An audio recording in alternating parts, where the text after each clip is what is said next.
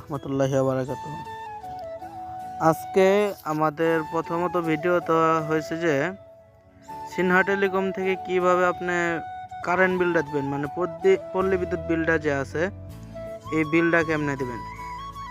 এই বিল দেওয়ার জন্য প্রথমত এই যে কাগজটা যে আছে বিলের কাগজটা যে আছে, এই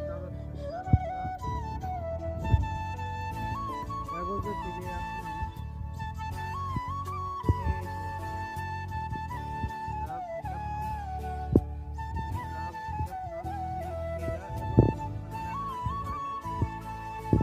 SMS নাম্বার, ওই SMS নাম্বার দিয়ে আপনি আমাদের সিনহা টেলিকম অ্যাপসে অ্যাকাউন্টে যদি খোলা থাকে তাহলে তো ভালো, আর যদি না খোলা থাকে তাহলে আপনি প্লে স্টোর থেকে সরাসরি প্লে স্টোরে যাবেন। আগে এই প্লে স্টোর থেকে তারপরে সার্চ বারে যা হেরে সার্চ দেবেন সিনহা টেলিকম, SINHATELECOM, এই সিনহা টেলিকম। প্রথমত এই যে আমাদের অ্যাপস আসবো, এই সিনহা টেলিকম, এই অ্যাপস সিনহা টেলিকমের অ্যাপস, এই যে এইটা। আপনি এই অ্যাপস ডাউনলোড করবেন, ইনস্টল করবেন। আমার ইনস্টল করা আছে, আপনারা ইনস্টল করবেন। করার পরে অ্যাকাউন্ট খুলে এখান থেকে যাবেন হলো যে পল্লী বিদ্যুৎ বিল, আস্তে এই পল্লী বিদ্যুৎ বিল,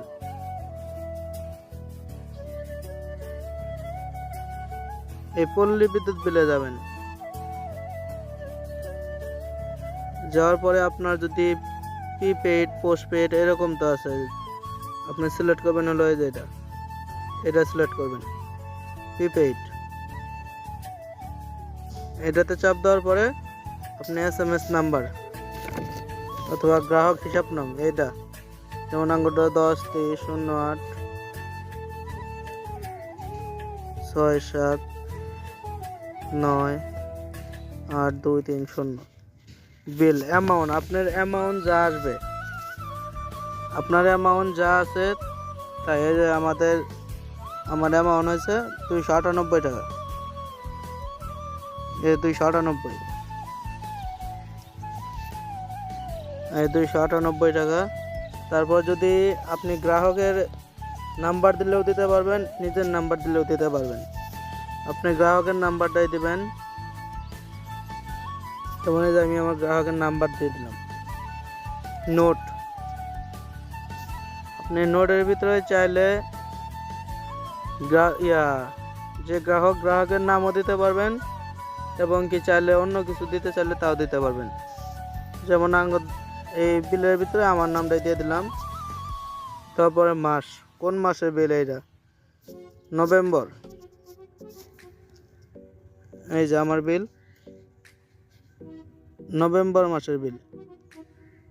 আপনি এখানে নভেম্বর না লেখা আপনি সরাসরি লিখবেন যে দিন বিলটা দিবেন ওই বিল 26/11/2024 দেওয়ার পরে আপনি নেক্সটে চাপ দেবেন। যে আমার অ্যামাউন্টে টাকা না থাকে তার জন্য আনসাকসেসফুল ব্যালেন্স, আর ব্যালেন্সে টাকা থাকলে সরাসরি অ্যাড হয়ে যাইত, আপনার বিল চলে যাইত। 1 মিনিট আমি আগে ব্যালেন্সটা নিয়ে তারপর দেখাইতেছি আবার। তারপরে আমার ব্যালেন্স নেওয়া হয়েছে যে অ্যাড ব্যালেন্সে থেকে ব্যাঙ্ক অ্যাকাউন্টে যা কনফার্মে দেওয়ার পরে বিকাশ পেমেন্ট গেটওয়ে আছে, নগদ আছে। আমি বিকাশ পেমেন্ট গেটওয়ে দিয়ে অ্যাকাউন্টে 500 টাকা অ্যাড করে রাখছি।